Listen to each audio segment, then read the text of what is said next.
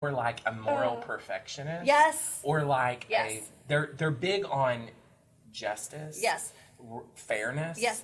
Their core message, I don't remember all of them, I'd have to look them up, but there is like, it's not okay to make mistakes.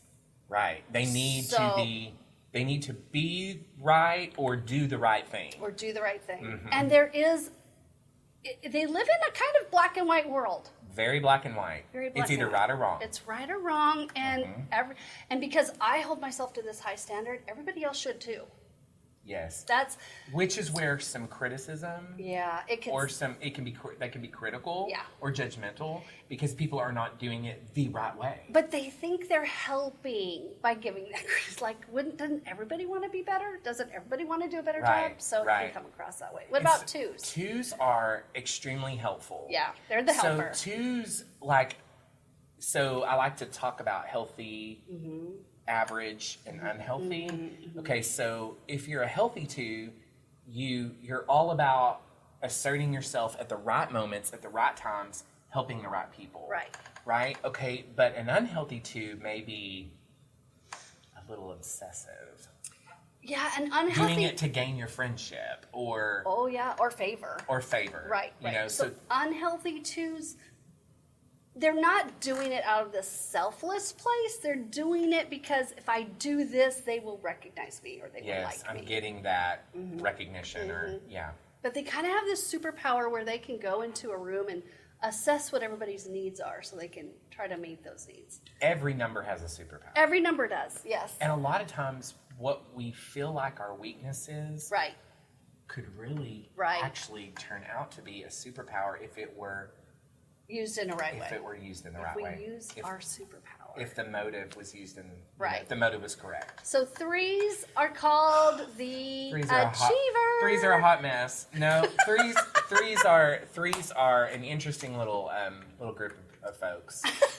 I will tell you that threes are all about goal oriented. Yes. Very don't tell me I can't do something because I'm gonna die trying. And prove you wrong. I'm actually gonna do it and then die. Yeah. You know, that's how it is. And my son-in-law, who's a three, he's competing in an Ironman today. Of course he is because he's a three. Power to my fellow three. There you go. I hope he wins that sucker. Yeah. So threes are very but they knock everything achieve. Out of the park that they try. I mean, it's almost, or at least make you look like we did. Right.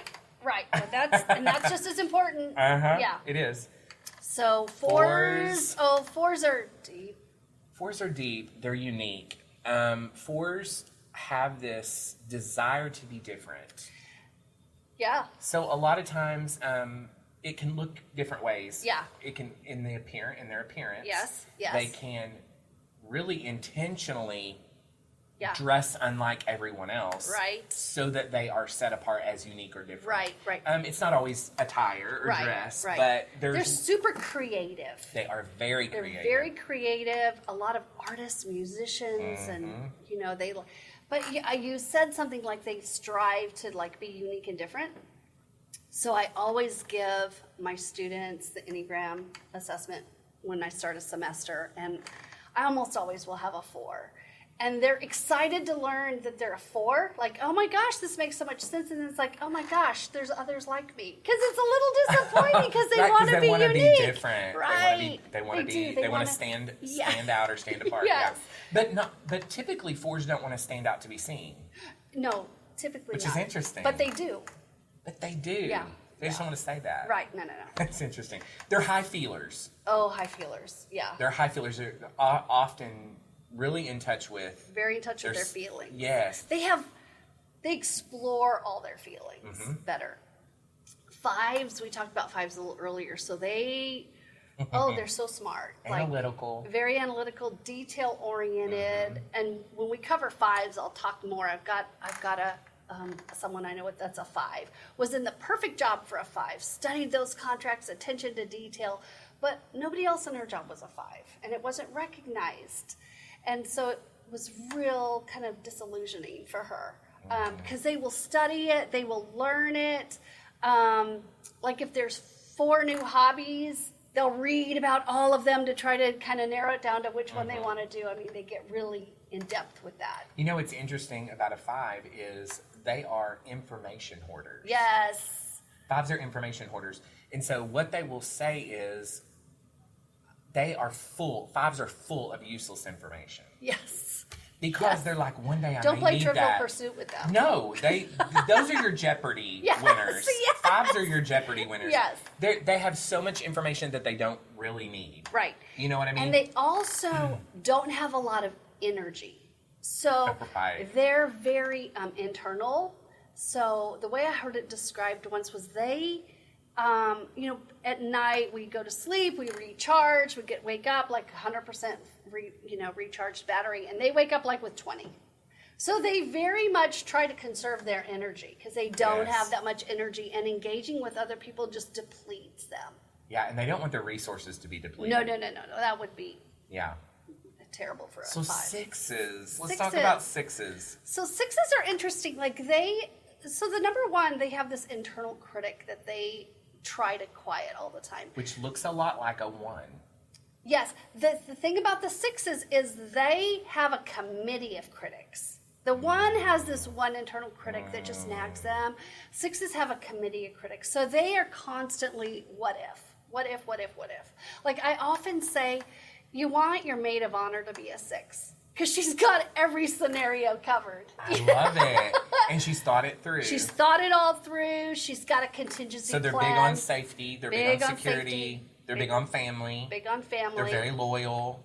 They're called the loyalist. They literally are called the loyalists. They are called the loyalists. They are very loyal. Yes. I have a couple of 6 friends, and I'm telling you that I know that they would die for me. They I would. mean, Yeah, they they are would. so Yeah. loyal. Yeah. Once you're in, Once you're in, you're in. you're in. Yeah. 7s are the life of the party. 7s are so much fun to be around. They're called the adventurer. Yeah. In some circles, but they are like they're the life of the party. But they have fun, and in order to not feel pain, they don't want to feel the negative stuff. So Let me tell you something funny. yeah, So every 7 that I've met has 1 or 2 things that make that they see in the realm or in the lens of OCD. okay, 1 or 2 things. Everything else in their life is like, "Whoa," you Yeah, know? yeah. I mean, just like go with the flow. Yeah. Okay, but so that throws me off always when I see somebody that has a particular OCD. yeah. But 7s, every 7 I've met has 1 or 2 things that are just like, you have to have those chairs in a straight row. Really? I mean, like, let's Interesting. let's get the chalk I'll have to pay line. attention to that. Yeah, that's very interesting. So their weakness is gluttony because they can Always tend to want go more. overboard. They just are. It's never enough to. FOMO Fill is a them. big thing with them. Oh yeah. Fear of missing out. They do not want to miss out. Like that's probably the one of the most the biggest things with them is Yeah. even hesitate on making a decision Yes. or making a commitment Yes. because they're afraid something better might come along. Right. Or maybe not even better, but just something they might miss something else. Right. They don't want to do Yeah. that. So that's 7s. Then we have our 8s. 8s need to be in control. Yeah. 8s are very controlling. Yeah. But a healthy 8 has the ability to step back and let someone else be in control as long as As long as they're doing it right. they're doing it right, Right. and it's getting done. If not, they're going to assert themselves and take care of the situation and get it done.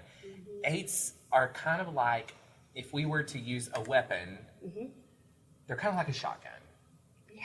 Or battering ram. Or It's so true though. they make decisions very quickly. Yeah. Typically, they're pretty spot on. Typically, healthy ones. The delivery of such Could use is some work. not always You don't. Yeah. 100. Yeah. I use the battering ram analogy or the snowplow. I love that. Yeah. Snowplow. Because they can just mow you over. But if they're healthy and they have awareness and stuff, they can take a step back a Yes. little and do that. But they are like the defenders, Protector. and the protectors. Yeah. Like they are. There's somebody you want in your corner Everybody needs an 8. when the apocalypse happens. Yeah. I You know need who an my 8. 8s are. That's right. I know who Right. they are. I'm Right. going to their house. 8s They've got food. They've got food stored. Have you seen in my garage? I got toilet paper, paper towels. See? Somebody is thinking ahead. 8s are prepared. 8s get stuff done. They do. They get stuff done. They do. And they get the stuff done that like other people don't want to do, like a 9. Yeah. So yeah. Yeah. They do. So okay, and then you talked a little bit about 9s. I'm a 9. Tell us about you. 9s. Yeah. So we talked a little about it. Like we avoid conflict. We don't like confrontation. We don't like challenges. We don't like to make decisions. Okay. So some of the good stuff. We can relate with anybody. 9s. Yes, you can. We can relate with anybody. Chameleon. That's what I like to call the 9. We can be. I used to say like a wallflower because I could kind of go into a room and just kind of sit there and see what's going on before I kind of put myself out there a little bit. But we don't love to assert ourselves. We don't love the attention on us. So this is so awkward. But anyway, we're fighting through it. And to me, I'm like, oh, I'm so excited. What are we going to wear? I know. How many changes do we do? Yeah. What shoes do we have? Yeah. Yeah. So we just don't love to put ourselves out there. Right. We're typically introverted. More so than extroverted. We can relate with everybody and we can understand other perspectives. So, very objective. Right. Mask, no mask. Vaccine, no vaccine. Racial stuff. You name it that we've been going through. Like we can hear different sides of it and really, we want people to come together. We need peace and harmony. Yes. We're called the peacemakers. Yes. But we need it. And part of the avoidance of the other stuff is because it upsets our sense of peace and harmony. And we don't like that. Because we avoid conflict at all costs. Because we avoid it, yeah, This is so exciting. Like, who needs it? I cannot wait to jump into this deeper. I know. This is so exciting. Future episodes, we're going to talk about the Enneagram paths. We're going to talk about triads. So we haven't even touched on that yet. We're going to dive into each number, and we're going to invite guests that a male and a female of each number, and just kind of unpack what those experiences are like. I can't wait. I know. I have some people that are... You've got them in mind already. The poster child for that number. Yeah, I cannot wait. It's exciting. All right. Okay, so today we kind of talked a little about what the Enneagram is and what it isn't. A little bit. There's some things we kind of even didn't get to. We'll get to it next time.